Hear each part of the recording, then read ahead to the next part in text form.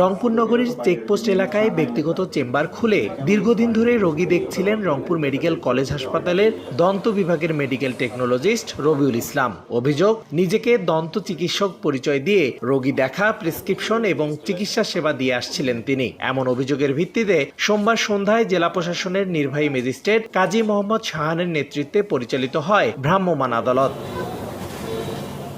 অভিযান চলাকালে রোগী দেখা ও প্রেসক্রিপশন দেওয়ার প্রমাণ পাওয়ার পাশাপাশি চেম্বার থেকে মেয়াদোত্তীর্ণ ওষুধও জব্দ করা হয়। পরে ভোক্তা অধিকার সংরক্ষণ আইনে তাকে 50,000 টাকা জরিমানা করা হয় এবং চেম্বারের কার্যক্রম বন্ধ করে দেওয়া হয়। ভবিষ্যতে এ ধরনের কার্যক্রম পরিচালনা থেকে বিরত থাকতে এ মর্মে লিখিত অঙ্গীকারনামাও নেওয়া হয়।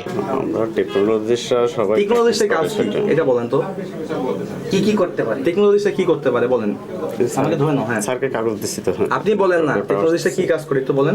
জেলা প্রশাসন বলছে, সম্প্রতি সুপ্রিম কোর্টের আপিল বিভাগের রায়ের পর ডিপ্লোমাধারী ডেন্টাল টেকনোলজিস্টদের ব্যক্তিগতভাবে রোগী দেখা কিংবা প্রেসক্রিপশন দেওয়ার কোনো আইনি সুযোগ নেই। কেউ যদি ওনার মাধ্যমে ক্ষতিগ্রস্ত হয়ে থাকেন ইতিপূর্বে এই পর্যন্ত, তাহলে ওনারা যেহেতু এটা একটা ফৌজদারি অপরাধ, ফৌজদারি অপরাধের মাধ্যমে যেহেতু ক্ষতিগ্রস্ত, তার ওনার সংশ্লিষ্ট যে কর্তৃপক্ষ আছে বা বিধি মোতাবেক আইন মোতাবেক ওনারা অভিযোগ দাখিল করতে পারেন।